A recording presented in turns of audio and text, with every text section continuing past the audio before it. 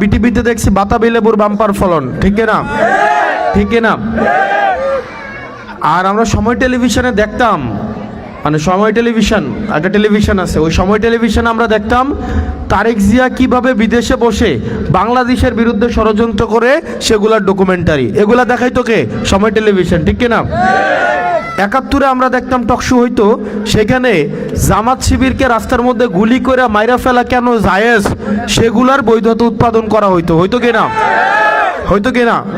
হইতো না? টকশোগুলাতে হইতো কিনা? এবং টিভিগুলোর মধ্যে আমরা দেখতাম যে শিবির সন্দেহে মাইরা ফেলছে, জামাত সন্দেহে পিটায় ফেলছে, গোপন জায়গা থেকে কিছু বই সামনে থাকতো, 15-20টা বই দিয়ে বলতো যে জঙ্গিদের আস্তানা, জঙ্গি সন্দেহ, অস্ত্রসহ দেশি অস্ত্র, হামলা প্রস্তুতিকালীন এতজন ধরছে, অতজন ধরছে। মিডিয়াগুলোতে গেলে দেখছি কিনা? দেখছি কিনা? দেখছি না? হ্যাঁ, আমরা গোপন বৈঠক থেকে অ্যারেস্ট হইছি, অনেক জায়গায় গোপন বৈঠক থেকে অ্যারেস্ট হয়েছে, এরকম হয়েছে কিনা? আমরা ভাবছিলাম জুলাইয়ের পরে মিডিয়ার এই চরিত্রটা বদলাবে। আপনি বিশ্বাস করেন মিডিয়া এই বক্তব্য দেখাবে না, মিডিয়া এই বক্তব্য দেখায় না। কারণ মিডিয়া কি দেখাবে জানেন? আমি আপনাকে একটা ডকুমেন্টারি দেখাই, হ্যাঁ, মানে পয়রা শোনাই। গত পরশুদিন প্রথম আলো আপনি নিউজ করছে, প্রথম আলো যে নিউজ করছে রাজনৈতিক বিষয়ে, টোটাল রাজনৈতিক বিষয়ে নিউজ করছে আপনার বিএনপির সংবাদ টোটাল প্রচার করছে 6টা। কয়টা? 6টা। জামাতে ইসলামের প্রচার করছে মাত্র 1টা। কয়টা? 1টা। স্বতন্ত্র প্রার্থীর প্রচার করছে 1টা। বিএনপির টোটাল ছবি ছাপাইছে 5টা। কয়টা? কয়টা? 5টা। জামাতে ইসলামের ছবি টোটাল ছাপাইছে 1টা। স্বতন্ত্র প্রার্থীর ছবি ছাপাইছে 1টা। ছাপাইছে না? অথচ আপনি দেখবেন প্রথম আলো খুলে দেখেন, মির্জা আব্বাসের চাঁদাবাজি, তারেক রহমানের দুর্নীতি, তারেক রহমান কেন দেশে আসতে পারবে না, সে কেন ষড়যন্ত্র, বাংলাদেশের বিরুদ্ধে ষড়যন্ত্র করতেছে, এগুলো প্রথম আলো সিন্ডিকেট এগুলো করছে না? করছে কিনা? আমরা ডেইলি স্টারের সম্পাদককে আমরা বলতে শুনি নাই ডিজিএফআই নাকি হচ্ছে ওনাকে স্লিপ পাঠাইছে এবং উনি এগুলা হচ্ছে পত্রিকায় প্রচার করছে, এবং উনি এটাকে বলছিল ব্যাড জার্নালিজম। বলছে কিনা? বলছে কিনা? এখন আবার তারাই হচ্ছে এখন কোলে উঠা বসছে। এখন দেখবেন বিএনপির মুখপাত্র হয়ে উঠছে সময় টেলিভিশন। হয়েছে না? হয়েছে কিনা? যারা এত বছর তারেক রহমানকে সন্ত্রাসী হিসাবে ডকুমেন্টারি বানাইছে, ওই সময় টেলিভিশন মাপ চাইছে কারো কাছে? মাপ চাইছে? আজকে দেখবেন টিভি খুললেই আপনার জাতীয় টেলিভিশনগুলা, যেমন চ্যানেল আই নামে একটা চ্যানেল আছে না? আমার এই টেলিভিশনগুলো দেখতে পারে না। আমি স্পষ্ট কথা বলে ফেলি, সহজসরি। অনেকে আমারে বলে তুমি যদি বলো তোমারও তো টিভিতে দেখাবে না, টিভিতে দেখাবে না, তোমার নিউজ তো দেখাবে না, দরকার নাই দেখানোর। জনগণ এখন সাংবাদিক হয়ে উঠছে কিনা? জনগণ এখন মিডিয়া হয়ে উঠছে কিনা? প্রত্যেকে এখন এক একজন মিডিয়া, ঠিক কিনা? এই দালাল মিডিয়াদের উপর আমার নির্ভর করা লাগবে? আমার খবর মানুষই হচ্ছে জনগণের কাছে পৌঁছায় দিবে, দিবে কিনা? চ্যানেল আই দেখলাম ফ্যামিলি কার্ডের প্রচার করতেছে, ডকুমেন্টারি প্রচার করতেছে। বাংলা ভিশন দেখবেন ফ্রেম সেট করছে, ৭১ দেখবেন ফ্রেম সেট করছে।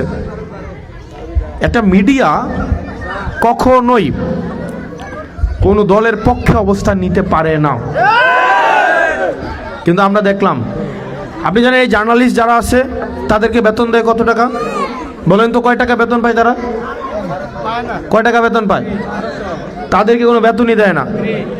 ২,০০০, ১,৫০০, অথবা এই যে ধরেন এই সাংবাদিকদের এই যে একটা ইয়া থাকে, এটাকে বুম বলে, এটা ধরাই দেয়, দিয়ে বলে আবার কর্ম করে খাও।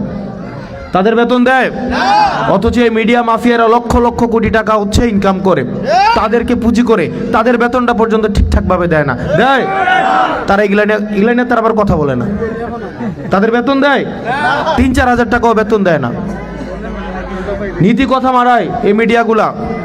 এই কারণে প্রিয় বাংলাদেশবাসী, এই মিডিয়া, এই span media, pillar media, development media, যারা এত বছর ধরে বিএনপি জামাতকে হত্যাযোগ্য করে তুলেছিল, আজকে আবার তারাই তেলবাজি নিয়ে, তেলের কন্টিন এটা কি কন্টিন বলে না, একদম কন্টিন নিয়ে, গ্যালেন নিয়ে আবার হচ্ছে ফেসিবাদ বানাইতে উঠে পড়ে লাগছে। এই কারণে এই মিডিয়ার দ্বিচারিতা বাংলাদেশ মনে রাখবে। এই কালের কণ্ঠ, প্রথম আলো, তারপরে হচ্ছে এই যে সময় টেলিভিশন, বাংলা ভিশন, আমি যেটা সত্য এটা বলবোই, আপনি আমাকে থামাইতে পারবেন না। আপনাদের এই দ্বিচারিতা আমরা মনে রাখবো। আমরা মিডিয়ার স্বাধীনতায় বিশ্বাস করি, আমার বিরুদ্ধে যাক ফ্যাক্ট আমরা বিশ্বাস করি, কিন্তু এইভাবে আপনি প্রপাগান্ডা বেস জার্নালিজম করবেন, আমি জানি এখানে এই বক্তব্যটা দেওয়াটা এখানে অনেক মানুষই হয়তো এটাকে অনুধাবন করবে কিনা আমি জানি না, কিন্তু মিডিয়া আপনাকে ঘরে ঘরে এই মিডিয়াগুলো আপনাকে ভুল ন্যারেটিভ উৎপাদন করে। দেখবেন শিবির সন্দেহে পিটিয়ে হত্যা, এরকম হয়েছে না? যেমন শিবির মারা জায়েজ, মানে শিবির সন্দেহ করে মারা জায়েজ, সমস্যা নাই, শিবির সন্দেহে পিটাইলে জায়েজ, ঠিক কিনা? এই কারণে মিডিয়ার এই চরিত্র আপনারা দেখবেন আরও খারাপ হবে, আরও খারাপ হবে।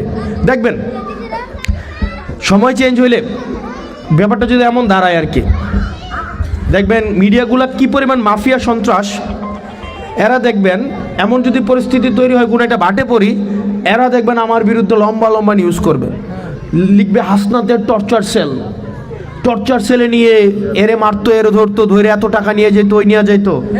হাসনাতের সন্ত্রাস বাহিনী ত্রাসের রাজত্ব কায়েম করেছিল দেবিদ্বারে।